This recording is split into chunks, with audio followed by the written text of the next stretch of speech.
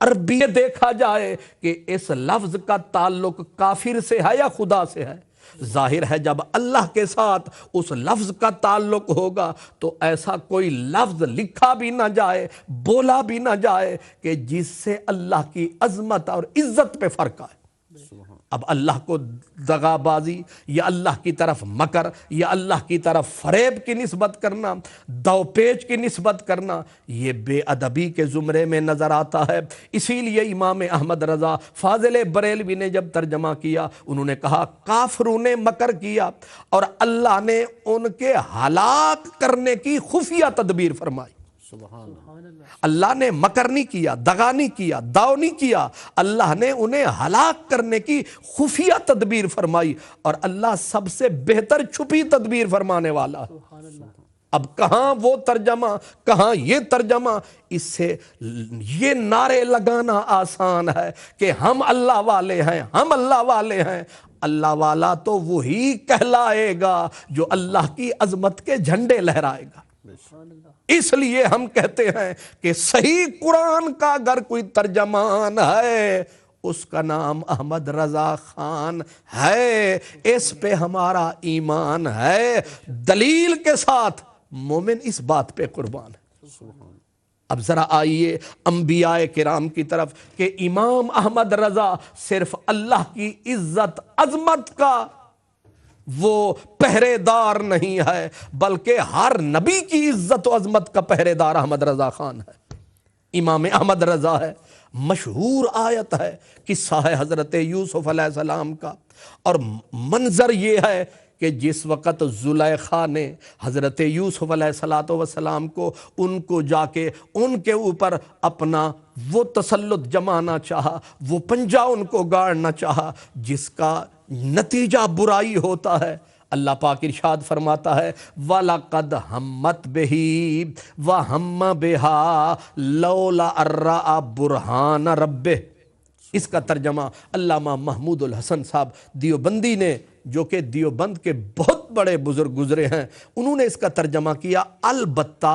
عورت نے فکر کیا اس کا، یعنی زلیخا نے فکر کیا، سوچا وہ برا فعل ان کے بارے میں، حضرت یوسف کے بارے میں، اور اس نے فکر کیا عورت کا۔ اب جو کچھ عورت نے کیا وہی کچھ حضرت یوسف نے کیا، یعنی یوسف علیہ السلام کے بارے میں اس کے دل میں جو آئی بات، جو خیال، وہی حضرت یوسف کے دل میں۔ ترجمہ یہ بتا رہا ہے کہ اس عورت نے فکر کیا یوسف علیہ السلام کا، اور یوسف علیہ السلام نے فکر کیا عورت کا، اگر نہ ہوتا یہ کہ دیکھے قدرت اپنے رب کی۔ اب اس ترجمے کو ایک گنجلک سا ترجمہ ہے جس سے بظاہر پڑھتے ہی دماغ میں آتا ہے کہ حضرت یوسف کے دل میں بھی زلیخا کے بارے میں وہی بات آ چلی تھی جو اس عورت کے دل میں تھی، حالانکہ یہ عصمت انبیاء کے خلاف ہے۔ نبی برائی کا ارادہ کرتا ہی نہیں ہے، نبی اتنا بڑے گناہ کا سوچتا ہی نہیں ہے، اور جو اتنا بڑے گناہ کی طرف سوچے وہ نبوت سے نکل جاتا ہے۔ اب اتنی بڑی بات اور ترجمہ کر کے چلنے والے چلے گئے، لیکن عظیم المرتبت بزرگ، اللہ اکبر، اس سے بھی حضرت علامہ محمود الحسن صاحب کے ساتھ علامہ اشرف علی صاحب تھانوی دیوبندی، جو علماء دیوبند کے ناک کا بال ہیں، بہت بڑے مصنف ہیں، بہت بے شمار انہوں نے کتابیں لکھی، قرآن کا ترجمہ لکھا۔ اب ان کا ترجمہ بھی سن لیجئے، وہ فرماتے ہیں اس عورت کے دل میں تو ان کا خیال جم ہی گیا تھا، یعنی زلیخا کے دل میں حضرت یوسف کا خیال، وہ جو برائی کا خیال تھا وہ جم ہی گیا تھا، اور ان کو بھی اس عورت کا کچھ خیال ہو چلا تھا۔ اب میں کہتا ہوں کچھ یا زیادہ یا کم،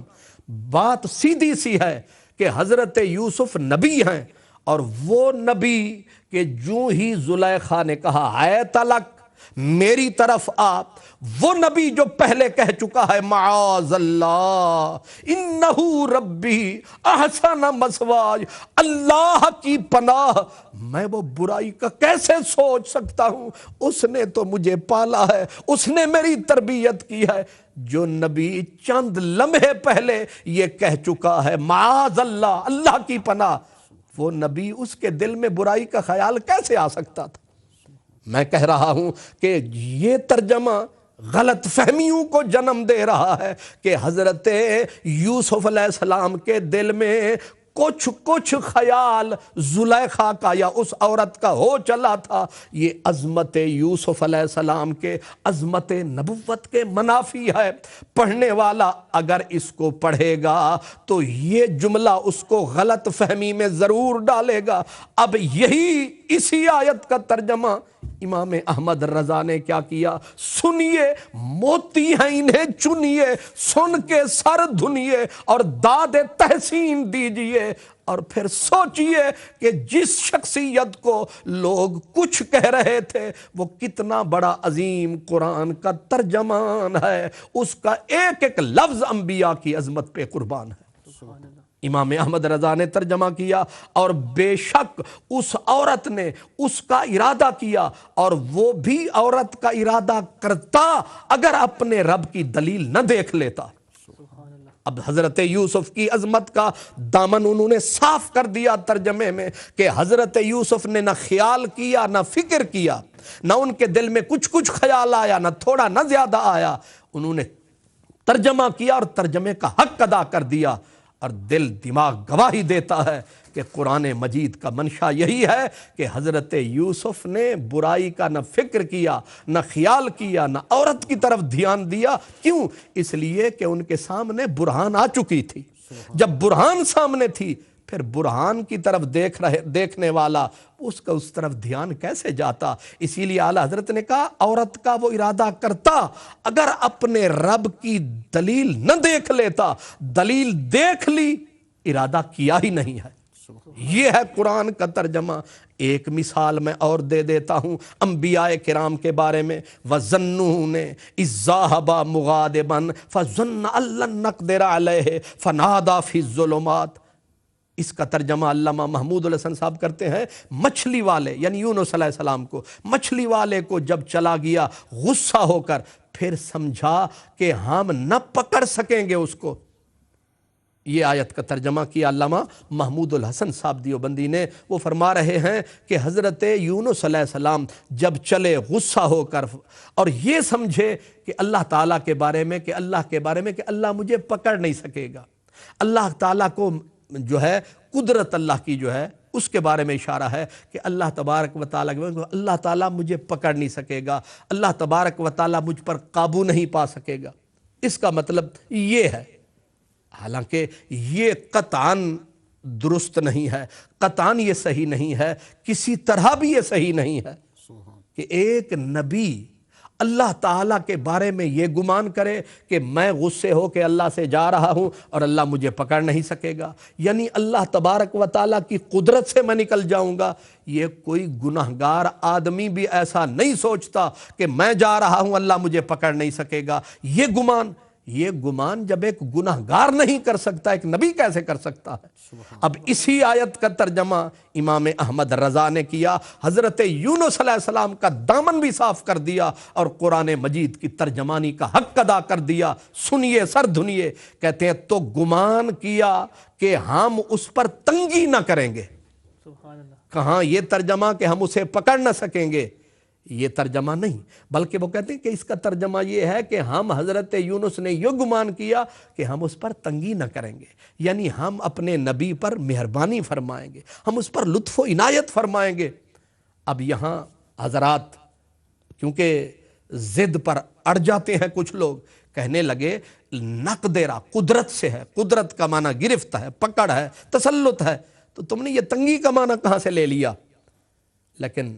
قرآن مجید اپنے رخ سے نقاب اٹھاتا ہے تو خزانے بھی نور کے آپ عطا فرماتا ہے۔ امام احمد رضا نے قرآن کی آیت پیش کی، فرمایا اللہ تعالیٰ فرماتے اللہ یبسط الرزق لمن یشاء ویقدر، یبسط اللہ تعالیٰ جس کے لیے چاہتا ہے، یبسط رزق کو وسیع کر دیتا ہے، وَيَقْدِرْ جس کے لیے چاہتا ہے اللہ تنگ کر دیتا ہے۔ فرمایا یہاں یقدر سے نقدر ہے، یہاں اسی لفظ کا وہی مادہ ہے، اور معنی اس کا یہ ہے کہ اللہ تبارک و تعالی یقدر تنگی کے معنی میں آ رہا ہے، اس لیے فرمایا میں نے تو قرآن مجید کے آئینے میں دیکھ کر اس لفظ کا ترجمہ کیا ہے، اور ترجمہ کر کے قرآن کا بھی حق ادا کر دیا ہے، نبی کے دامن پہ بھی دھبا نہیں لگنے دیا ہے۔ یہی کمال ہے ترجمان قرآن کا، یہی کارنامہ ہے امام احمد رضا خان کا۔ سبحان اللہ، سبحان اللہ۔ صرف بات پہلے میں نے اللہ کی بارگاہ میں کہ امام احمد رضا اس مرد کا نام ہے جو اللہ تبارک و تعالیٰ کی عزت کے لیے بھی پہرے دار بن کے کھڑا ہے، اور قرآن مجید کی سے میں نے مثال دی۔ پھر وہی احمد رضا خان انبیاء کرام کی عزت و عظمت کا بھی ایک چوکی دار اور پہرے دار بن کے کھڑا ہے۔ کس طریقے سے انبیاء کی عزت عظمت کا دامن صاف کرتے ہوئے آ رہے ہیں، جو غلط فہمی پیدا ہو رہی ہے اسے دھوتے ہوئے صاف فرماتے ہوئے آ رہے ہیں۔ اور پھر آپ خود سوچیں، جو شخص اللہ کے نبیوں کی عزت و عظمت، قرآن مجید کا بھی حق ادا ہوتا جائے، اللہ کے نبیوں کی عزت کا سلسلہ بھی بالکل نکھر کے صاف سامنے آئے، اور پھر وہ اپنے نبی کے بارے میں کتنا حساس ہوگا، اسے اپنے نبی کا کتنا پاس ہوگا۔ اب ذرا دل کے اوپر ہاتھ دھریے اور غور کیجئے، قرآن مجید کی سورہ فتح کی آیت ہے لِيَغْفِرَ لَكَ اللَّهُ مَا تَقَدَّمَ مِن ذَنبِكَ وَمَا تَأَخَّرَ،